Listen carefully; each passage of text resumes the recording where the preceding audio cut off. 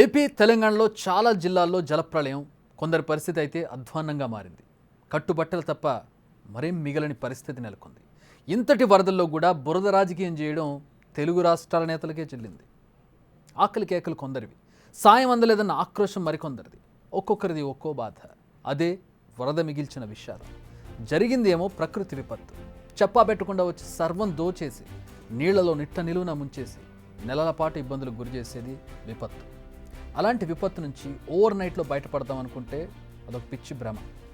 ఈ విషయం అధికార పక్షానికి తెలుసు, విపక్షానికి కూడా తెలుసు, ప్రజలకు కూడా తెలుసు. కానీ ఇందులో కూడా పనికి మాలిన రాజకీయాలు చేస్తుంటారు కొందరు. అంతా అయిపోయింది, చేసేసామంటారు అధికార పార్టీ వారు.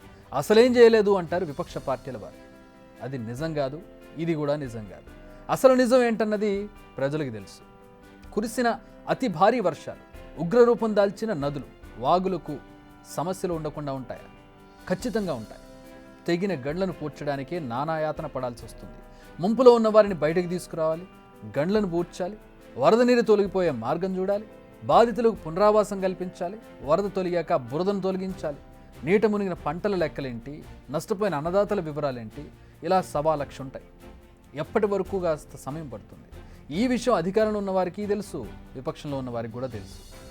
మరి ఎవరిని మభ్యపెట్టడానికి చేస్తున్నారు ఈ అర్థం లేని రాజకీయం? బాధితుల దగ్గరికి వెళ్ళి పరామర్శిస్తూ ఉన్నారు, మంచిదే. వారి సమస్యను తెలుసుకుంటున్నారు, ఇంకా మంచిది. వాటిని సంబంధిత వర్గాలకు తెలియజేయండి, అప్పుడు పనులు అవుతాయి. అంతేగాని మీ ముందు మైకు పెట్టగానే ఇష్టం వచ్చినట్టు నోరు పేలితే పనులు అవుతాయా? అవ్వవు కదా. మహా అయితే 10 నిమిషాలు చూపిస్తారు కావచ్చు మిమ్మల్ని టీవీలో, అంతేగాని దానివల్ల ఒరిగింది ఏమైనా ఉంటుందా? ఉండదు. ఇది ఆపదలో ఉన్న వారికి ఆపన్నహస్తం అందించినట్టు కాదు. మీరు మీ రాజకీయానికి వారి సమస్యను వాడుకోవడం అవుతుంది. మరి మీరు ఈ లాజిక్ ఎలా మిస్ అయ్యారు? గతంలో ఎన్నడూ లేనంత మంది వరదల్లో చిక్కుకున్నారు.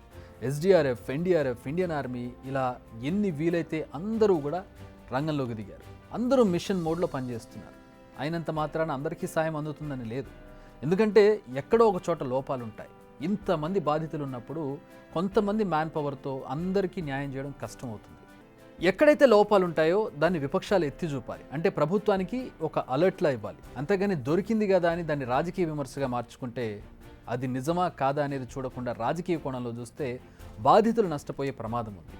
అధికార పార్టీ నేత ఎక్కడున్నాడంటాడు ఒకడు, విపక్ష నేత ఇంకెక్కడున్నాడో అంటాడు ఇంకొకడు. ఇదేనా వరద సాయం చేయాల్సిన విధానం అని ఒకరు, ఇంతకంటే ఇంకేం చేయలేరంటాడు ఇంకొకడు. ఇలా మీరు విమర్శలపై చూపించే శ్రద్ధ కాస్త గ్రౌండ్ లెవెల్లో రెస్క్యూ మిషన్స్పై చూపిస్తే పనులు త్వరగా అవుతాయి. వరద బురదలో ఇరుక్కున్న వారు బయటపడతారు. తమను పట్టించుకోకుండా మీ పరస్పర విమర్శలు ఏంటి బాబు అంటూ ఇప్పటికే జనాలు తలలు బాదుకుంటున్నారు. ఇప్పటికైనా పనిపై శ్రద్ధ పెట్టండి. ఇది మేము 2 తెలుగు రాష్ట్రాల అధికార విపక్ష పార్టీలను ఉద్దేశించి చెబుతున్నాం, ఏ ఒక్క పార్టీ గురించి కాదు. ఇకనైనా వరదపై మీ బురద రాజకీయాలు ఆపేయండి. గ్రౌండ్ లెవెల్లో రాత్రి పగలు పనులు చేస్తున్న యంత్రాంగానికి సాయం చేయండి, ఇన్ఫర్మేషన్ ఇవ్వండి, మీకు తోచిన మేరకు సహాయం చేయండి. ప్రజలను కష్టాల నుంచి బయటపడేయడానికి ప్రయత్నించండి. తర్వాత మీరు ఎత్తిపోసుకోవడానికి చాలా బురద ఉండనే ఉంటుంది. ఇవన్నీ సమాప్తం అయిపోయిన తర్వాత ఈ ఒక్కసారి ఈ సమయంలో నిస్వార్థంగా మీ బాధ్యతను నిర్వర్తించండి. ఇదే మా big wish. Big TV outlook కథనాలు నచ్చితే వెంటనే బిగ్ టీవీ ఛానల్ ను సబ్స్క్రైబ్ చేయండి.